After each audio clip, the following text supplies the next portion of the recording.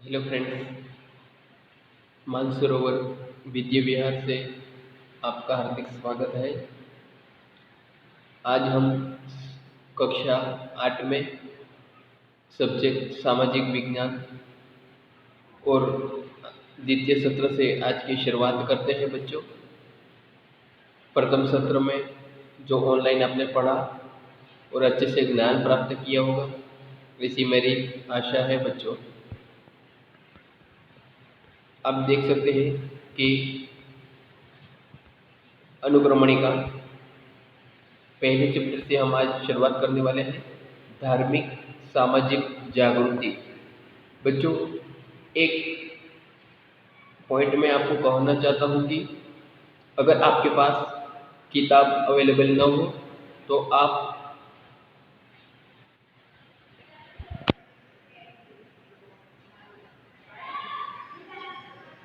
Google में search करेंगे GSEB text book. GSEB text book आप सर्च करोगे तो आपको एक पेज खुलेगा। उस पेज में 1 से 8 कक्षा में आपको जाना है और उसमें जाएंगे तो आपको अलग अलग माध्यम हिंदी, इंग्लिश और गुजराती दिखाई देगा। उसमें आपको हिंदी मीडियम कक्षा आपकी जो भी हो उसमें जाना है और फिर आपको अलग अलग अपनी जो किताबें हैं वो आपको दिखाई देगी। उसमें से आपको जो किताब चाहिए हो उस पर क्लिक करते ही डाउनलोड का ऑप्शन आएगा और आप डाउनलोड कर सकोगे और उसकी आप ज़ेरॉक्स भी करवा सकते हो बच्चों, जिससे आपको पढ़ने में आसानी होगी। ओके बच्चों, अगर आपके पास नई किताब ना हो तो। और आपको एक बता दूं कि आपके पास किताब नहीं है और आप ऑनलाइन पढ़ रहे हो तो आपको अपनी नोटबुक बना लेनी है बच्चों, क्योंकि मैं उसमें आपको स्वाध्याय देने वाला हूँ। जो जो मैं चला एक चैप्टर खत्म होगा तो मैं उसका स्वाध्याय दूंगा और आपको वो स्वाध्याय लिखना होगा। और जब भी स्कूल पे बुलाया जाए तो नोटबुक लेकर आपको वो चेक करवाने आना होगा बच्चों। ओके, समझ में आई बात? चलो आज हम धार्मिक जागृति के बारे में पढ़ने वाले हैं बच्चों। धार्मिक सामाजिक जागृति 19वीं शताब्दी में जो भारतीय समाज था बच्चों, वो अंधश्रद्धा, वहम, कुरिवाज, जाति प्रथा, अज्ञानता जैसी बुराई के चंगुल में फंसा था बच्चों। और आपको पता है कि उस समय में किसका आक्रमण हुआ था और किसका शासन सबसे लंबा समय तक चला था? हाँ सर, अंग्रेजों का। पर आपको बता दूं, उनकी जो संस्कृति थी, जो हम बोलते हैं ना पाश्चात्य संस्कृति, पश्चिमी संस्कृति, वो वो बहुत कुरूपता हमारी जो थे वो दूर करने के लिए बहुत अच्छी सी मानी जाती है। आप मैं बोलता हूँ कि पश्चिमी संस्कृति खराब नहीं है, पर वहाँ अपने लिमिट में होने चाहिए। क्योंकि आपको बता दो, हमारी संस्कृति का भी आपको क्या होना चाहिए? ज्ञान होना चाहिए, बराबर। तो उसमें लड़कियों के बारे में बहुत सारे बराबर कुरिवाज थे, जैसे कि दूध पीती करना, सती प्रथा, विधवा विवाह निषेध, ऐसी कुप्रथाएं फैली हुई थी। और जिसके कारण पश्चिमी शिक्षा के कारण कुप्रथाओं दूर करने और 19वीं शताब्दी में नई जागृति और सामाजिक और धार्मिक सुधार के आंदोलन शुरू हुए। और इस आंदोलन में सर्वप्रथम थे हमारे राजा राम मोहन राय। आप देख सकते हो कि एक कोष्टक में आप उनके फोटो देख सकते हो बच्चों, राजा राम मोहन राय। तो चलो बच्चों, आज उनके बारे में जानते हैं। तो मैं बताऊं तो सन 1772 में उनका जन्म बंगाल के हुगली जिले में एक राधानगर गांव में एक ब्राह्मण परिवार में हुआ था बच्चों। उनका विवाह बचपन में ही हुआ था। अभी भी आप देखते होंगे तो कई ऐसे समाज है, कई ऐसे गांव है, वहाँ बचपन में ही क्या किया जाता है? विवाह किया जाता है, जो एक कानूनन अपराध माना जाता है बच्चों। तो तब उनके भाई के मृत्यु हो जाने के बाद उनकी जो भाभी थी वो क्या हो गई थी? सती हो गई थी बच्चों। इनके प्रभाव से राजा राम मोहन राय का इनका सबसे बड़ा जो ये प्रभाव पड़ा और उन्होंने सती प्रथा, बाल विवाह, जाति प्रथा, लड़कियों को दूध पीती करने की प्रथा, इसका उग्र विरोध किया। और इसके लिए उन्होंने क्या किया बच्चों? उग्र आंदोलन भी चलाया था। और सन 1821 में उन्होंने दो अपने जो समाचार पत्र थे उन्होंने की शुरुआत की थी बच्चों। वो पहली थी संवाद कौमुदी।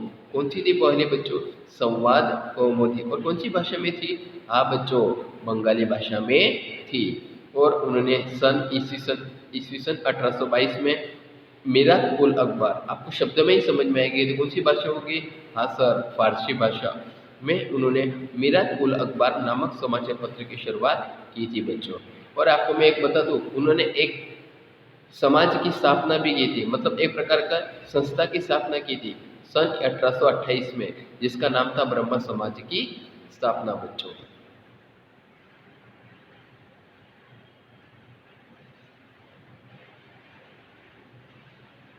अब देख सकते हो मीरात उल अकबर के बारे में, संवाद कौमुदी। ओके, और यहाँ देख सकते हो 1828 में ब्रह्म समाज की भी उन्होंने स्थापना की थी बच्चों। राजा राम मोहन राय ने कोलकाता में हिंदू कॉलेज की क्या की थी? स्थापना की थी। तो आपको ऐसा प्रश्न पूछा जाए तो हिंदू कॉलेज की स्थापना किसने की थी और कहाँ पे की थी? तो कोलकाता में। और किसने की थी? राजा राम मोहन राय ने। उन्होंने समाचार पत्र की स्वतंत्रता, व्यक्ति स्वतंत्रता, वाणी स्वतंत्रता, स्त्री अधिकार, कार्यकारिणी से जो हमारा जो कार्य करने वाला जो आपको पता है कि संसद है, उससे न्यायतंत्र को अलग रखने जैसे बाबतों में ब्रिटिश सरकार से क्या की थी बच्चों? सिफारिश की थी। राजा राम, फिर दूसरा पैराग्राफ देख सकते हो, राजा राम मोहन राय ने सती प्रथा के विरोध में क्या किया था बच्चों? आंदोलन शुरू किया था। उसके परिणाम स्वरूप सन 1829 में अंग्रेज गवर्नर कौन थे? विलियम बेंटिंग, आपको नाम याद होना चाहिए। अंग्रेज गवर्नर जिन्होंने सती प्रथा पर जो ऊपर क्या लगाया था? प्रतिबंध लगाने हेतु कानून बनाया था। देखो आंदोलन किया तो किसने किया था? राजा राम मोहन राय ने। और उसका प्रतिबंध किसने लगाया था, मतलब उसमें कानून किसने बनाया था? सर विलियम बेंटिंग ने, जो एक कौन थे? अंग्रेज गवर्नर थे। राजा राम मोहन राय ने 19वीं शताब्दी में भारत में नव जागृति लाने हेतु सामाजिक, धार्मिक, राजनीतिक आंदोलन की क्या डाली थी बच्चों? नींव डाली थी। ओके बच्चों, समझ में आ रहा है? तो हमको पहले देखो राजा राम मोहन राय जो पहले कौन थे? आंदोलनकारी थे। उनका जन्म बंगाल में हुआ था और उन्होंने दो समाचार पत्र की शुरुआत की थी। पहला कौन सा था बच्चों? संवाद कौमुदी, कौन सी भाषा में था? बंगाल भाषा में। और दूसरा कौन सा था? मीर उल अकबर, जो कौन सी भाषा में था बच्चों? बराबर, फारसी भाषा में था। और उन्होंने ब्रह्मो समाज की स्थापना की थी और हिंदू कॉलेज की स्थापना कोलकाता में की थी। और उसमें कानून किसने बनाया था सती प्रथा पे? गवर्नर विलियम बेंटिंग ने। बराबर बच्चों, आपको अच्छे से समझ में आया होगा, ऐसी मेरी आशा है। अब देखो बच्चों, आगे है दिल्ली के बादशाह अपनी जो जागीर संबंधी अधिकार के संबंधित केस के बारे में, वो राजा राम मोहन राय को कहाँ भेजा था? उन्होंने इंग्लैंड भेजा था 1830 में। ईस्वी सन 1830 में राजा राम मोहन राय को किसने? दिल्ली के बादशाह ने इंग्लैंड भेजा था। वह मतलब उनके 3 साल बाद, मतलब ईस्वी सन 1833 में ब्रिस्टोल नामक स्थान पर उनकी क्या हुई थी बच्चों? मृत्यु हुई थी। ब्रह्म समाज और हिंदू समाज की दृष्टि बदलने के लिए बहुत ही योगदान दिया है बच्चों। इस धर्म की जड़ता और अंधश्रद्धा वाले विचारों को क्या किया था? दूर करने का प्रयास किया था। अब आपको देखो 3 पॉइंट दिए हैं और वो आपको समझने हैं घर पे बैठे बैठे, और इसके बारे में आपको अपनी नोटबुक में लिखने हैं, जिससे आपके ज्ञान में क्या हो? बढ़ाव हो। अब हम आगे का ऐसे दूसरे हमारे महान व्यक्ति, जो उनका नाम है दयानंद सरस्वती, और आपको बहुत गर्व होगा बच्चों, जो कहाँ के थे? हमारे गुजरात के थे। उनका जन्म सौराष्ट्र में एक मोरबी नजीक टंकारा गांव में एक ब्राह्मण कुटुंब में हुआ था बच्चों। और आपको बता दूं कि राजा राम मोहन राय किसके विरोधी थे? सती प्रथा के। ऐसे ही हमारे जो दयानंद सरस्वती थे, वो मूर्ति पूजा और कर्मकांड के विरोधी थे। उन्होंने उनकी जो अनुपयोगिता समझाई थी, और इन्होंने सत्य की खोज में अपने घर का त्याग किया था बच्चों। और 15 साल तक वो अपने देश में क्या किया था? भ्रमण किया था और उसका अध्ययन किया। संन्यास लेकर वो कहाँ पहुँचे बच्चों? आपको पता है, जो भी व्यक्ति संन्यास लेता है तो वो अपना गुरु बना लेता है। और बराबर वैसे ही मथुरा में स्वामी विरजानंद के पास उन्होंने हिंदू शास्त्रों का क्या किया था बच्चों? अध्ययन किया था। ओके बच्चों, समझ में आ रहा है? अब हम देखेंगे उसके बारे में दूसरा पैराग्राफ। दयानंद सरस्वती ने वर्ग और जाति विहीन समाज की रचना के द्वारा धार्मिक, राष्ट्रीय और सामाजिक दृष्टि से देश की एकता स्थापित करने का प्रयत्न किया था। देखो इसमें आपको पॉइंट क्या याद रखना है कि एकता स्थापित करने का काम किसने किया था?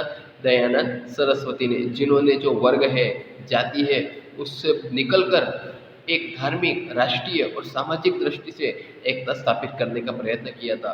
और उनका एक जो बौद्ध था, बहुत प्रख्यात था बच्चों, वेद की तरफ वापस मुड़ो। अगर आपको क्वेश्चन एमसीक्यू में पूछा जाता है तो कि वेद की तरफ वापस मुड़ो, ये किसका बोध प्रदान है, तो आपको पता होना चाहिए ये दयानंद सरस्वती का था।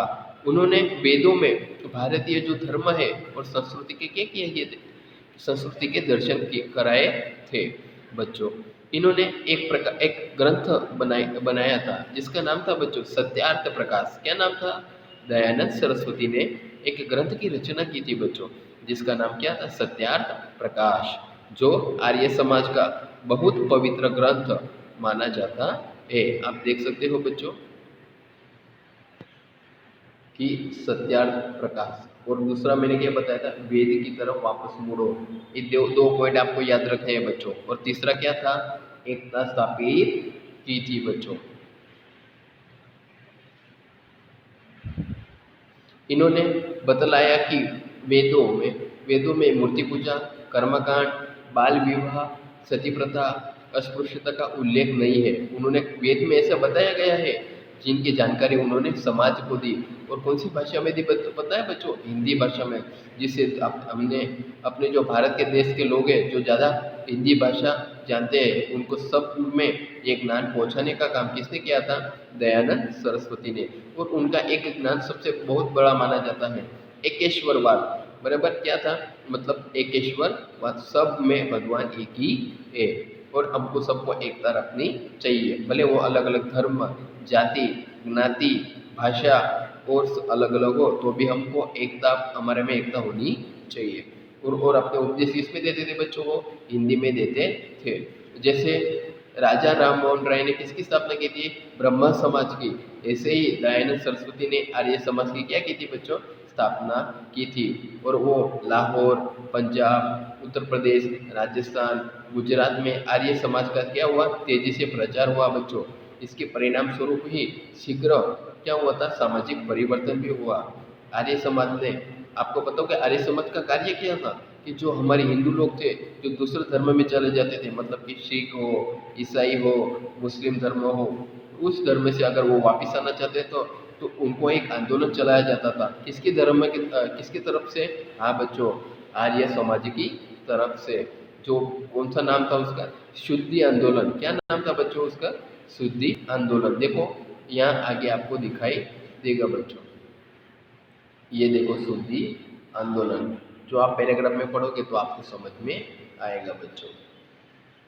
अब आगे का पैराग्राफ जो नीचे वाला है वो देखो। स्वामी दयानंद सरस्वती के अवसान पर लाला हंसराज, पंडित गुरुदत्त, लाला लाजपत राय, ये नाम तो अपने बड़े बड़े नेताओं के नाम तो सुने होंगे ना। इस संस्था की प्रवृत्ति के जारी रखा। और स्वामी श्रद्धानंद ने ईस्वी सन 1902 में 1902 में हरिद्वार के पास कांगड़ी में गुरुकुल की स्थापना की। और इसके अलावा गुजरात में हमारा जो वडोदरा है ना, वहाँ आर्य कन्या विद्यालय शुरू किया गया। उसके अनुशासन, श्रम, संयम और चरित्र को क्या दी जाती है? पाठों की शिक्षा दी जाती है बच्चों। आज हमने दो महासंत के बारे में पढ़ा। पहले कौन थे? राजा राम मोहन राय। उन्होंने किसकी शुरुआत की? क्या उनका विरोध था? उनकी वो बराबर उसका कायदा किसने बनाया? फिर दयानंद सरस्वती। इसके बारे में भी आपको अच्छे से जानकारी प्राप्त हुई होगी। अगर आपको अच्छा लगा तो आप कमेंट कीजिए, शेयर कीजिए, सब्सक्राइब कीजिए और लाइक कीजिए बच्चों। ओके, अगर आपको नहीं समझ में आ रहा है तो बार बार ये वीडियो को देखिए। ओके, जय हिंद, जय भारत बच्चों।